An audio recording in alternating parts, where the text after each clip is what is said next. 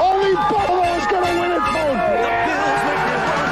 Kick your heels up and shout. We've seen why the Buffalo Bills are en route to the playoffs. Come on now, the Bills are making it happen now. Stand up now, come on and shout. Buffalo Bills go undefeated. And we're going to the Super Bowl. Yeah. Now, baby, come on, come on. No one Come on circles the and wagon shout. like the Buffalo Bills. All right, we are live, and we are back. Welcome to another episode of the Overdue Bills podcast, and we're truly excited today. We told you in the beginning of the season that we're going to have a guest on every week to kind of, go through the game and see both sides of it. Obviously, we're a Bills-centric podcast, but we always want to see the other side, and be friendly to our neighbors. You got to be graceful, when you win. You got to be great. No, but we'll see.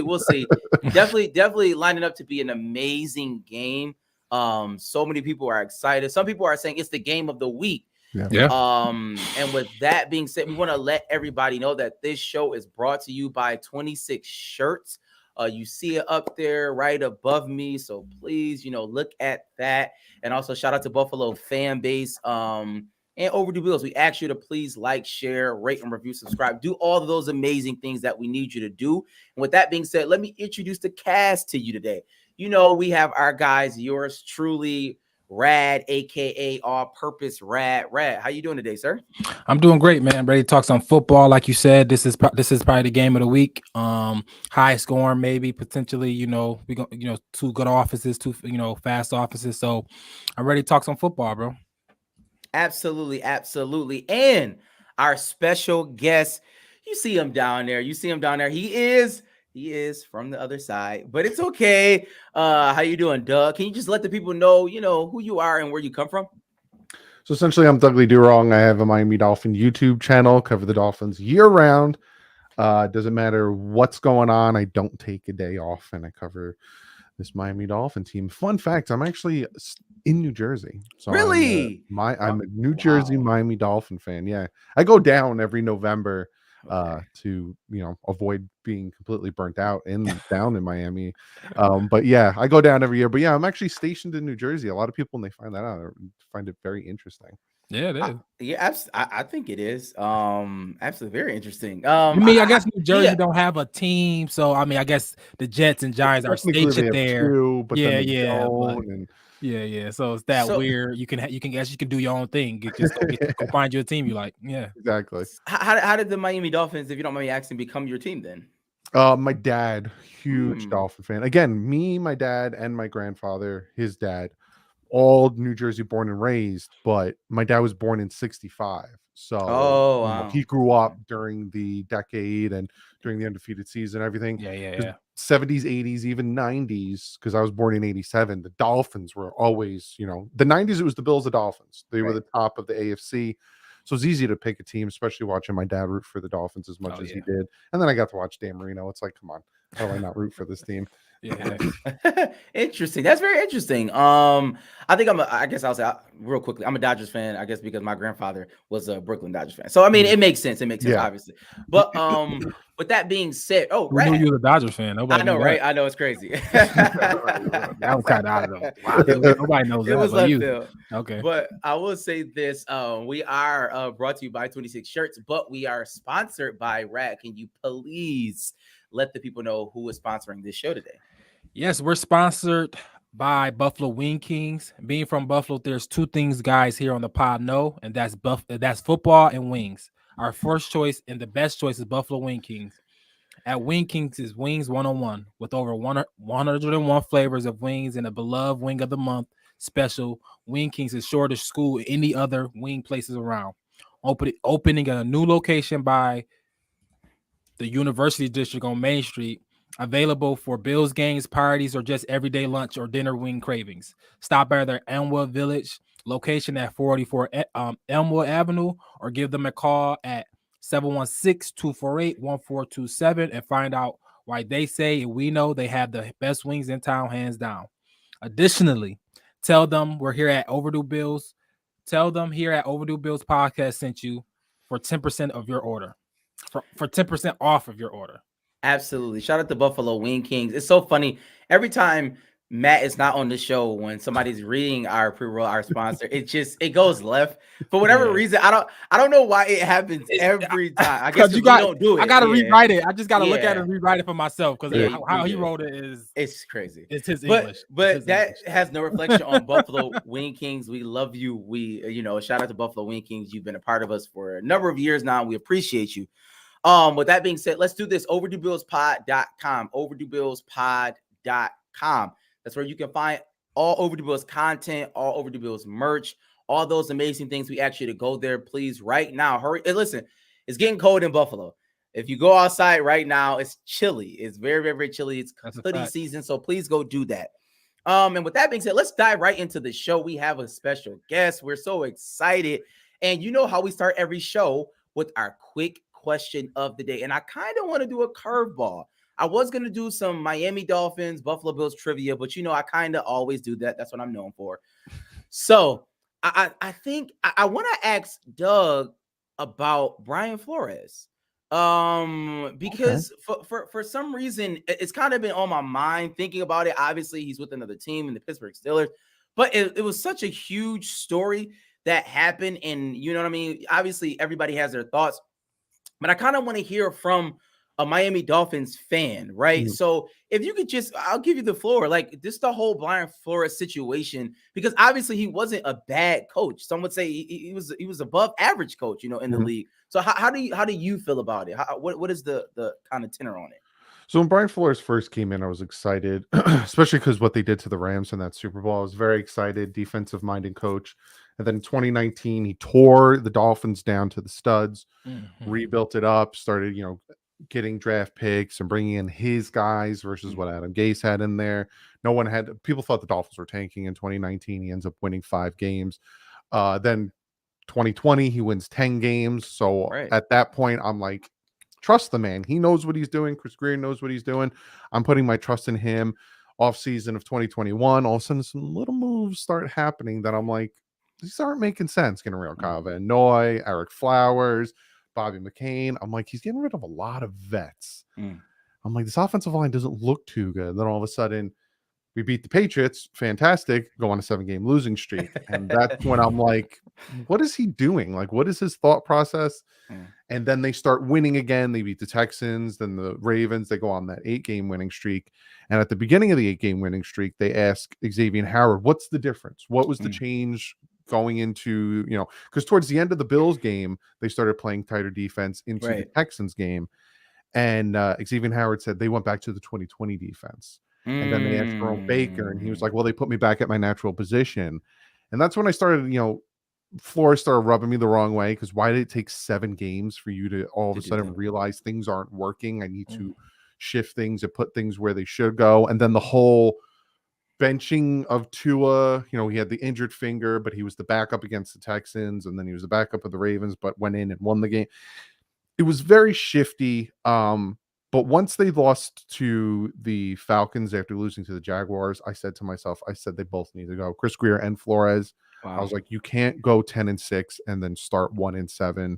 Someone needs to be punished for this. Someone needs to go. And then he goes on the 8-game winning streak, and people are like, all is forgiven. And I'm sitting here like, I remember what you did. It's like having a girlfriend. She cheated on you, but then she buys you a Ferrari. You're like, you still cheated on me. Like, I'm not going to forget about what happened. Exactly. So then when he got fired, I was surprised. I didn't think Ross would do it after the win streak, but I wasn't surprised because they struggled. You don't go 10-6 and then start 1-7. You should be building off that success. And then obviously all the allegations came out and all that stuff. And then we lose our first round draft pick. And I'm like, oh my God, it's just all downhill. Like, it's a mess. It was crazy. But him as a coach, I liked him. I think he was a little hard-headed. I think he didn't like people talking back to him. That's why you notice there's a lot of rotation of new coaching versus bringing in those vet coaches. Same thing with players. He kind of pushed the vets out, brought in more rookies. I hear rumors and stories. I tend to not believe them about him, but overall, he was a good head coach. He just could not get the offense going. If he could have got the offense going, if he could have the offense that the Dolphins have now and like brought in Mike McDaniel as his offensive coordinator, Yeah. the Dolphins probably would have ran deep into the playoffs, but it just didn't pan out that way, and now he's with the Steelers. Interesting. I was curious. We love Miami Dolphins dysfunction. We really do here at the Overdue Bills podcast. But I did. That was a personal question for me. I did want to hear like kind of a different perspective on it because it's a lot of hoopla about the peripheral, right? It's a lot of things going on there that's kind of beyond our control. But I just like the X's and O's is kind of what we like to kind of delve in on the show. So I appreciate that. Okay. With that being said, that was a good quick question of the day. I think let's get into the injury report because we have a big game coming up Sunday. And I'll give Doug the floor first, and then I'll ask you. Well, I got our injury report up, and I want to throw some questions at both of y'all to see how we feel. But you can let us know. Yeah.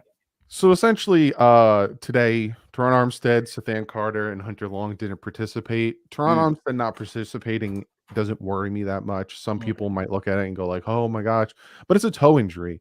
So Teron Armstead doesn't need to really practice. So it doesn't really worry me. And then Sathan Carter and Hunter Long, they don't really worry me when it comes to the tight end position. You have Raekwon Davis limited, Xavier Howard limited, Cedric Wilson Jr. limited. They asked Xavier Howard today, is he playing? He says, I'm going to play. And then Tanner Connor, Alec Ingold, Channing Tindall, all full participants. And then Melvin Ingram was just a rest day yesterday. So the only one that, if you look at it, you're like, oh my goodness, would be Xavier Howard and Teron Armstead. Right. But I expect them both to be a full go. So I'm not too worried about it.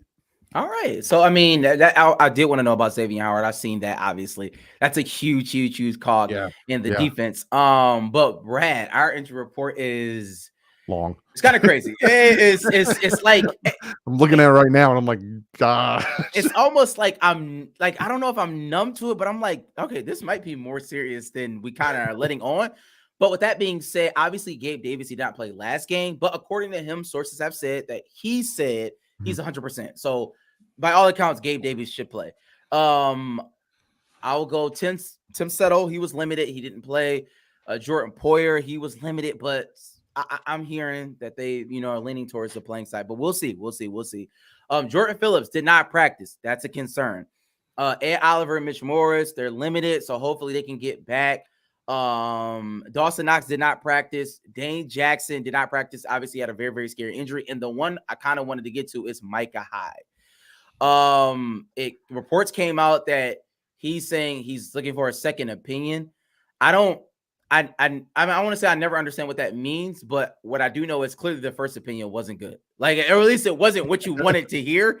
So, Rad, if you could kind of just talk about what that means to the team, like if he doesn't play, like what does that mean? You definitely lose some of that. Just having those two guys, Poyer and Hyde, back there gives you a sense of confidence, right? Especially with Trey White still being out, right? Because we probably going into this game with two star rookie cornerbacks. So not having a Hyde and relying on somebody we like, somebody we hit out on the show, Jaquan Johnson, who we like. It's a third, fourth year guy, but still you want that stability on our two safeties. They played in I think they got the most the two safeties with the most starts together in the league, the last whatever so many years, 5-6 years, whatever it may call. But so not having that stability back there, not having those two guys, it hurts. It's just they've been erasers. They've been make up mistakes. The fact that we won't go on Benford as a rookie playing, it's just because we have two starting all pro safeties back there. You know what I mean? It helps that a whole lot. So I think it's just stability. You just want those guys there, especially with the speed, especially guys who played against Tyreek Hill, especially guys who just understand our coverage, understand our zone coverage. So it definitely hurts for sure. Yeah, our injury report is kind of crazy. I mean, like it's extensive, and I don't like to. It's obviously Wednesday. So, I mean, we don't know, Thursday. You know what I mean? It's Thursday. Wow. It is Thursday, but we don't know. I know Wednesday. It was my birthday. Maybe that's why I'm just kind of. Oh, yeah. Happy birthday. Yeah. I turned 30, everybody. I turned 30. Yeah, it's okay. Young. I'm on the other side. I'm on the other side of the scale. But yeah, so it remains to be seen. We'll see. As time progresses, we'll see what is coming out. The Hyde situation. Clearly, he's getting a second opinion. I don't want to necessarily speculate too much on it because we just don't No, but it is Yeah. very alarming. Like if like Rad said, if these players do not play, it bodes well going down to Miami in the humidity, so on and so forth. But I did want to shift because it's the third week of the season and a lot of storylines have been made. And I want to ask you, Doug, first, and I'm going to go to Rad. Who does this game matter more to? Right? Obviously, this is a division game, division rivals, but it's early in the season. It's the third week, everybody. But this is a big game, right? And some might say it's a must-win for a particular team. So I'm gonna ask you, Doug, who do you think? Excuse me, who do you think this game matter more to? I think definitely the Miami Dolphins. The way that the Bills won their previous 2 games, they like handed, like, there was no like, oh, if the ball fell this way or if one thing didn't go wrong, like they completely destroyed their first 2 opponents to the point where like the Bills are talked as the number 1 team in the NFL. It's not even the AFC, it's the NFL. So, if they falter, if they lose to the Dolphins like 24-21, it's not something where they're like, oh, the season's over for the Bills. This is the start of the downfall. No, because the Bills show what they are. Whereas the Dolphins, there was a lot of questions with the Patriots win, and then all of a sudden the questions start to backpedal a little bit with how well they did in the second half of that Ravens game. For me, I think it's the Dolphins. If the Dolphins can start 3-0 and finally beat Buffalo, I think it's a big game for Miami more than Buffalo. Brad, do you agree with that? I'm gonna have to say I don't. And the reason why is I think the Bills going in there, we feel like we're the better team. But the Dolphins coming off that crazy outing, they got the new offensive weapons, they got McDaniel's a new coach, so it's like it's a different feeling in that. And if we come in there and we still show our dominance, if Josh, people, Josh own Dolphins right now, that's the thing. If we come in there and still continue that on in Miami, it shows you, all right, we are the best team. You know what I mean? Like it's not like, in our division, and if you want to be honest with me, I think we need all of the AFC champion. I think we're trying to get that home field advantage. Like that game against the Chiefs, it needs to be in Buffalo this year. And not in Kansas City like it was last year. So winning the AFC games is important. Winning division games is important. And I think if we feel like we're the better team, I know we're injured, but if we feel like the better team, we need to rack up these early wins and get as much wins as we can, because we got the Chiefs coming up, we got the Ravens coming up, we got tough quote unquote tougher games coming up. But the Dolphins, we don't want to look past these guys because they got. They got their offense is one of the fastest offense in the NFL, if not in NFL history. So it's a good test for us, and I want us to really focus on this game. So I think this is a very, very big game for the Bills. I'll say, while I would love to say it's the Bills, but I do think it's Miami from this standpoint. I think as far as storylines go, I believe that if the Bills, by happenstance, if the Bills lose, it's easily explainable. And what I mean by that is the injuries, right? Like if we don't have 6 starters play, you know what I'm saying? And then our one of our best safeties, one of our best players on defense, if he doesn't play because of a neck injury, and you know what I'm saying? You can explain it. They went down to Miami, heat killed them, humidity killed them. It's like it's a division rival. Move past it and then keep the ball rolling. I think that's something that we can explain. But if Miami lose, I think what it does is for them, it kind of like stymies that momentum that they have from this game against the Ravens, right? I think it kind of says, are they really good? You know what I'm saying? Like exactly. Like the Tua questions start to come, which we're gonna ask in a minute. The Tua questions start to come. Is he good? Right? Like was it smart to kind of give Tyreek Hill the money? Like, oh, what about Brian Flores? He left. So does this mean, like, you know what I mean? I think those questions come. I don't know if they come because, quote unquote, we're the best team in football. We are. And they're not expected to win. You know what I mean? No, so it's true. Like we are the quote unquote. So if they lose to the best team in football, that's what I expected them to do, whatever. But if they show a good game, it's good. But if we come in there, a team that Josh Allen has always won, especially in Miami, and if we don't win, if we have a letdown, and if we lose in an ugly way like that Jacksonville game, it's like, what happened? But you know what I mean? Those questions start coming again, and our not necessarily our confidence, but just the Bills. How do we react when we have the whole world looking at us to win. You know, and we That's showed, true. you know, we passed the first 2 weeks, but this is a division game with a different type of offense that, you know, that's hitting on all cylinders right now. I think, I mean, obviously it's a matter of opinion, Yeah, but with that being said, even looking at those storylines, I do want to shift, Doug, because last game with the Miami Dolphins, if you kind of can touch upon it, right? A lot was said coming in the previous year before of how Miami had the blueprint to beat the Baltimore Ravens, right? Yeah. It was a lot. Like this blitz scheme, this man blitz scheme that they had. Lamar didn't know what to do. You know, Greg Roman didn't know how to call plays against it. Lamar, like he was flustered. So like it was a lot being said about that, right? They got the blueprint. They got the blueprint. They got the blueprint. And coming into this game and watching it, at least for the first half, that I don't know what happened. Like it was just like that blueprint. I just, like what happened? Like Lamar looked like MVP caliber, so on and so forth. And with that being said, I kind of wanted to ask: was it a situation where the defense had to acclimate? Was it adjustments? Because coming in, you're playing against this Bills team, Josh Allen, Stephon Diggs, this vaunted Bills offense, right? We've been rolling, we've been steaming the past 2 games. So can you speak to like your defense and kind of how you're going to react from that game? You know what I'm saying? Like what is the feeling with Dolphins fans and just the defense as a whole right now? So week 1, the Patriots were running all over Miami for like Right. half. They were doing whatever they wanted to on the ground, went into halftime, came back out. Dolphins shut down the run, and all of a sudden the Patriots became a one-dimensional offense. Going against the Ravens kind of did whatever they wanted to. The Dolphins were like, hey, let's try that zero blitz again. And I did a film breakdown on my channel, and they sent a zero blitz where Xavier Howard was about 5 yards off, and they blitzed him. And then they had Javon Holland so they just left the guy wide open. So Lamar Jackson was like, here, just take the ball. Like it was, they weren't smart about it, but then they made the adjustments.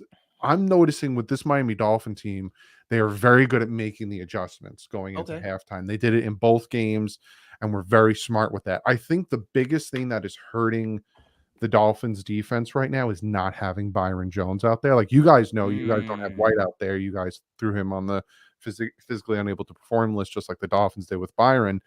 But they have Nick Needham on the boundary. Nick Needham's on a boundary corner. He's a slot corner. And then we have Cater Coe, we have Keon Crossan. We have these guys who you don't really know. They're fine for what we need to do right now. But not having Byron out there with X is really hindering what we could do in blitz formations, because these younger guys, because Cater Coe, who did fantastic against the Patriots, is an undrafted free agent. Like he made the roster and he didn't get drafted. So these are unsung hero guys making the plays. Same with Keon Crossan. You know, we picked him up from the Texans. No one really knows who he is. So not having Byron out there is really hindering what the Dolphins can do defensively. Like you don't want to call man coverage where X actually thrives in man coverage, because you're afraid that these other corners are going to get burnt or beat deep. Whereas you have Byron and X out there, you'll call man coverage. You'll call man coverage and blitz that, slot corner, or you'll blitz one of the safeties because you know that these 2 corners you have are top of the league and they can take it. So that I honestly think that's right now why the defense isn't where it was the past 2 years, is because Byron's not out there, and it kind of limits what they can do. Interesting. Right. No, I'm saying the question.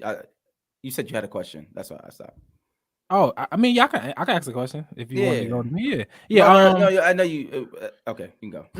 I don't know if you want to keep going to your thing, but yeah, I got a question. As far as like, I want to talk about Tua in a bit, like a little bit. Like, were you a part of the tanking for Tua crowd? Was you a part of that train? Was you like, yo, let's tank for Tua, we gonna get him, or not? You said you shaking your head. So what were you on about that? I will never root for my team to lose, regardless. Okay. Like if it's a guaranteed Jim Kelly, Dan Marino, John Elway, Troy Aikman, #1 overall pick, I don't want to root for my team to lose. Yeah. Was I expecting to lose in 2019? Of course, they sucked. They were horrible.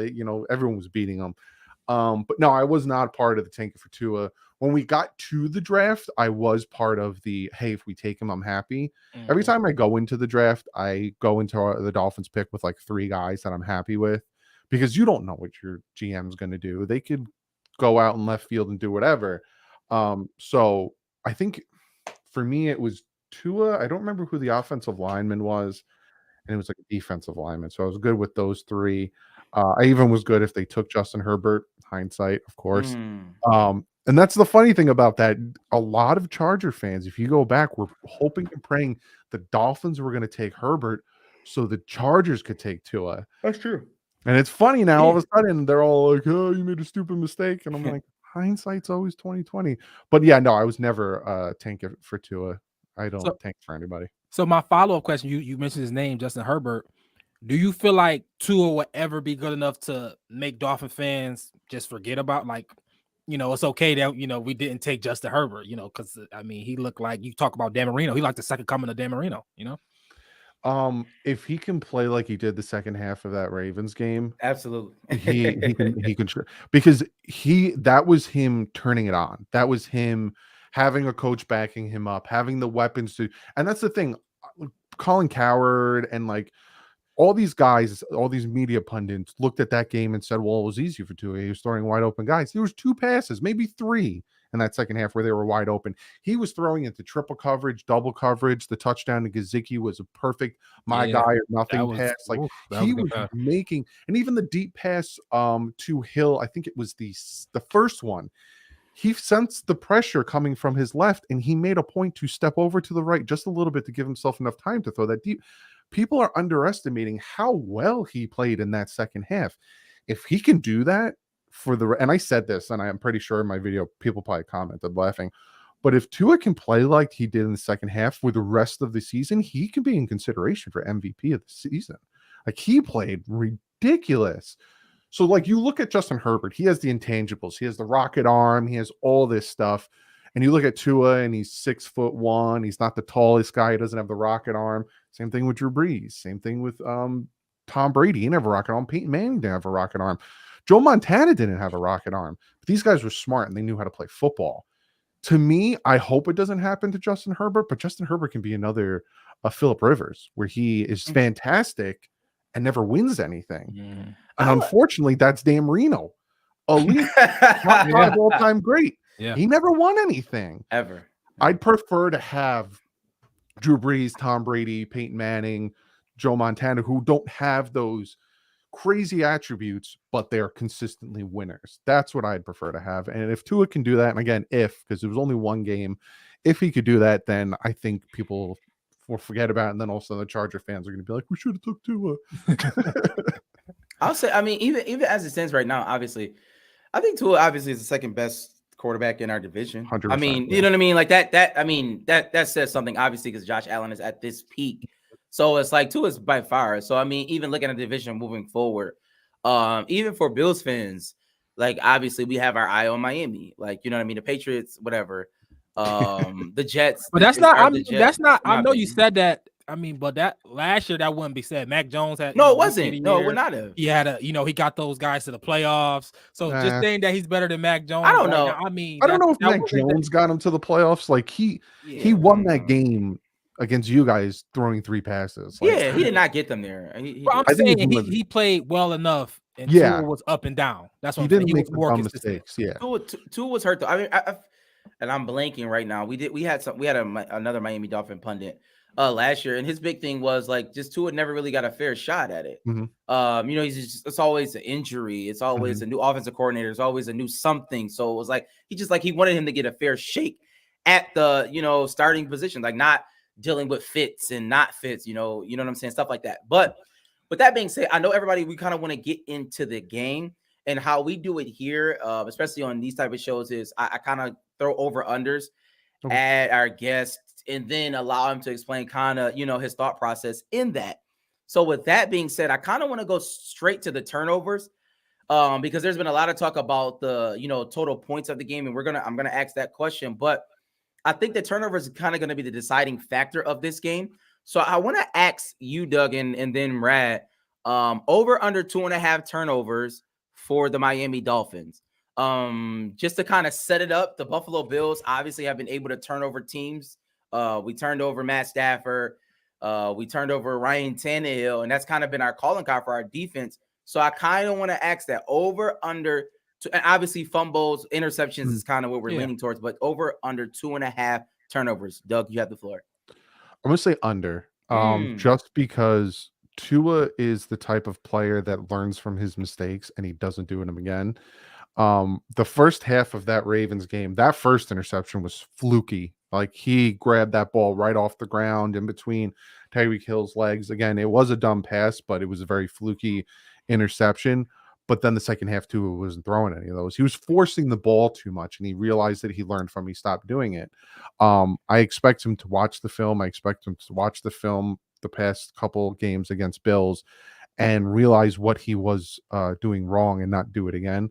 I think he's going to take what you guys give him, and I'd say under, but like that could be like two. Yeah, it could be two. Yeah, that's what I'm thinking, right? That's but- my answer. I would say, oh, you can finish. My Yeah, but the little asterisk could be the fumble. I can't really, Well, we don't- that's hard to that- control, yeah. especially with you guys and the linebacking and safety core you guys have punching that ball out. That's a possibility. That's why, like, I could see like a fumble and maybe one interception in the game. So I would go under. And really, I was kind of leaning towards obviously the interceptions. That's kind of really what we want to know. But I just threw turnovers in there because anything's possible. But Rad, how do you feel about that? And you can speak about the interception if you think we're going to turn Tua over like that. Yeah, I think two. I think I would say under 2.5 because I think 2 is the number we're gonna get. I think 2 is gonna throw one. You know what I mean? I think because I think he's gonna throw one just based on our pressure. Von Miller, Rousseau, these guys that we've been pressuring the quarterback all year, and Tua just if early on in the game, because I believe Tua is more of a rhythm type of thrower. If he don't get in that rhythm early on, he gonna that rhythm is not there. He can could be out of rhythm, throw an interception early. I could definitely see that. Him trying to get the ball out fast and him not necessarily reading the coverage as quick as he can. So I could see we getting him early and maybe late on a comeback effort or something like that. So I definitely see 2 turnovers. So I would say under, but I still think we get 2 out of them. Interesting. For me, I would say over, and because I think we're going to get a sack fumble. We talked about our defensive line. I think that's a huge thing. Von Miller will get a sack fumble this game, like a strip or something like that. And I think we tip the ball a lot. We're good tippers. We're good with our hands. So I think it's not like Tua's just gonna like throw the ball directly to Matt Milano. I think it's gonna be like a tip pass, fly up in the air. Somebody's gonna get there, like something like that. Like we've been doing really good with that. And with these over unders, and we're not necessarily gonna be on too long, but because I wanted to go macro with it, because obviously we have like Tyreek Hill, Jalen Waddle. Nobody's stopping Tyreek Hill and Jalen Waddle. Like that's just not a thing. We're not gonna stop them. You're not gonna stop Stephon Diggs. You know what I'm saying? You may rattle certain things, but they're just too good of players to just like stop it. And neither of us have good running games. So I don't want to ask like specific totals to them. But I did want to talk about turnovers. And I want to talk about the over under as far as the points, because that says a lot, right? You know what I mean? Like kind of where the game is going to go. They have it at 50. The powers that be have it at 52.5. So Doug, I want to ask, do you think it's good? That's a high number. That's high. You know what I mean? That's a high number. So Doug, do you think it's going to be this shootout where we're going to just go back and forth down the field? I don't hate that number. It's like 20 something each. That's not too far off. Okay. I don't think it's going to be like the Ravens Dolphins game. That's I don't think it's going to get that high. But you will be able to tell. Like we'll be able to tell like maybe that like first quarter what this game is going to be like. If all of a sudden both defenses kind of step up and kind of shut things down, then it's like, yeah, that's a high number. But the fact that both of our defenses are kind of banged up right now, right? It's a possibility. You guys got 2 really good wide receivers, and the Dolphins just are rocking with 1 really good corner. And the Dolphins have 2 really good wide receivers, and you guys are banged up in the secondary as well. I can see you guys. This is what I could see from both teams. So I would probably go the under with the overall, because I could see both defenses not allowing the big one play game. So like expect a lot of, off coverage, press on, underneath, give the middle of the field. So both Tua and Allen are throwing a lot of 15-yard passes and kind of just methodically moving it. And then maybe someone gets that field goal and blah, blah, blah. See, I'd probably go under. That. I think it'd probably be more 20s, high 20, low 20s, like 21-17 type game. I'm kind of in line with you. I think everybody thinks it's going to be like this big shootout because of the names that are involved in this game. but I don't think it's going to be like that. Interestingly enough, Charity talked about, we need to run the ball to kind of control the game. Like neither of us kind of run the ball very well. So that's I won't say it's a mute point, but like that's not our strong suit. And I don't think either coordinator will kind of do that. But I think what's going to happen with this game is because last game against the Titans, the crossing routes hurt us. They hurt our young corners. And obviously a crossing route with Tyreek Hill is different from Treylon Burks because a crossing route could be, to the house. So, but I think what you said was right. Too high shell. I think we're going to rely on Matt Milano and Tremaine Edmonds to kind of listen. You have to help. Like those crossing routes, y'all have to be rangy. Y'all got to get out there to help those young cornerbacks. I think it's going to be that type of game that, listen, nothing behind you. Red zone defense, Russo, Von Miller, pin your ears back and try to put Tua on the ground. I think it's like, so I think we're going to, it's crazy. We're going to control the game with our defensive line. I think that's something that you don't see very often. I'm interested to see how McDaniels come out. Right. Everybody got the hashtag let Russ cook, but is it let Tua cook? Is it let Tua open up quicker? Did Tua earn some type of respect from him now after that second half of the Ravens? Is he gonna come and say like, yo, we got the 2 fastest receivers in football? Now it's not even really close. We got the 2 fastest receivers in football. We got 2 rookie cornerbacks. Poyer probably hurt. Micah Hyde might not play. Should we even come with this whole mindset of chunk? Let's try to let's see where they at. So if McDaniels come with that type of attitude and start airing things out with Tua in the fastest receivers, then I can see a track meet, right? I can see, and then I can see Ken Dorsey coming back like, all right, we got Stephon Diggs, hopefully Gabe Davis come back. We got Isaiah McKenzie who's fast his own right, and we gonna open it up, right? And so I can definitely see it can get to that 52 and that 52, 53, 54 type of points because both offensive coordinator based on last game shown you they will open it up and keep piling on because we was up 24-7. We still throwing. Singletary only got 6 carries, right? Zach Moss only got 3 carries, so it didn't matter. We gonna keep throwing the ball. If you playing off of Stephon Diggs, we're gonna RPO off that and we're gonna get him the ball. So, and I would think McDaniels would do that with a Hill and Waddle itself. So I think both teams are going to pass the ball early and often based on, the injury report, based on, the Bills injury report. I think McDaniel should come out like that. And I think we're going to do the same thing because that's just our identity. And that's we paid Josh Allen, we paid Stephon Diggs. We're going to get these guys the ball. So I think actually it's going to be over. Interesting. So score prediction, give it to me. It's gonna be a tough game. It really is. I think it all comes down to what Josh Allen can do, and if the pass rush, if we can get after you with just the 4 we have, versus sending blitzes. Because once Josh Allen starts to run and once he gets out of the pocket, then all of a sudden things start to benefit you guys, and obviously the opposing defense starts falling apart. It's so hard for me to pick this game just because it's in Miami. If it was in Buffalo, I tell you, I already predicted that the Dolphins are going to lose in Buffalo. You guys just play different there. But the fact that it's in Miami and it's going to be hot. It's going to be yeah. I think I still think that Buffalo is too far ahead of Miami. I think it's going to be a close game. I think Dolphins are going to score. I think the Dolphins are going to earn a lot of respect with this game. I'm going to say Dolphins lose 24-21. I think it'll be a close game. And I think I think like at halftime is going to be tied and then it's going to be a back and forth. And I think at the last second, you guys are going to kick that field goal to win the game. That's what I honestly think is going to happen. It's honest to God. I was like, okay, score predictions. Let me see. Cause I tend to do it. I can't see it, but I wrote down 24-21. Like I literally that was the score prediction I wrote down. I think it's going to be like that. 24-21, 27-21, depending on how, things shake out. But I think the humidity, even though we do have some players on our team who's been down there, but we'll see. I think it's going to be that. Rat? I think a little too low on the Bills scoring side. We going to score 30 points. I don't see how we not score 30 points. So I got the Bills winning 34-27. Okay. I mean, we'll see. That's not bad. We're all in the Yeah. same realm. Yeah, of like yeah, one it's in number-ish. that. Yeah. It's going to I be a can see good that. game. I think it's going to be a good game Yeah. overall. And I will say, shout out to everybody in the comments. We appreciate you. Please like, share, rate, and review, subscribe. Thank you, Doug, for coming on. We definitely appreciate you. Let the people know where they can find you again. YouTube.com/Dougliedowrong, and you can find me on Twitter at Dougliedowrong as well. It's a very peculiar name, so if you ever want to find me, just type in Dougliedowrong and I'll pop up. No one has that name. No, I do not believe so.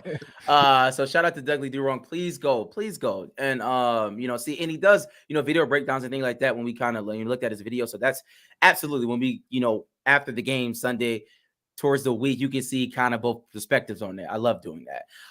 With that being said, we appreciate all of you. Listen, the contest. Go on our Instagram page, Overdue Bills, Facebook page, Twitter. Y'all know, guess the score. Last week we had 2 winners. Y'all didn't guess the score right, but y'all got the tiebreaker right. So here's what we're going to do. If nobody guessed the score right, which they haven't done this entire show, this is the last. So listen.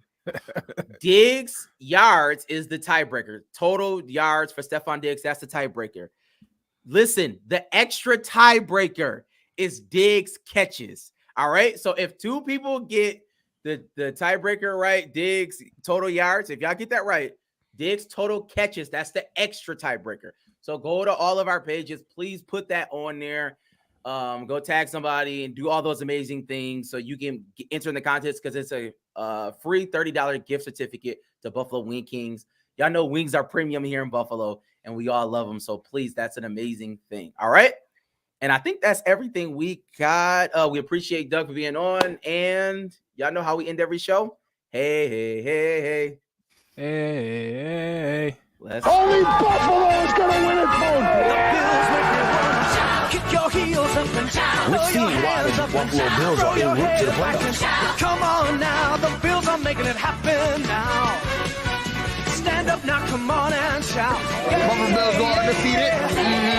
And we're going to the Super Bowl. Yeah. Now, baby, come on. No one Come on. circles the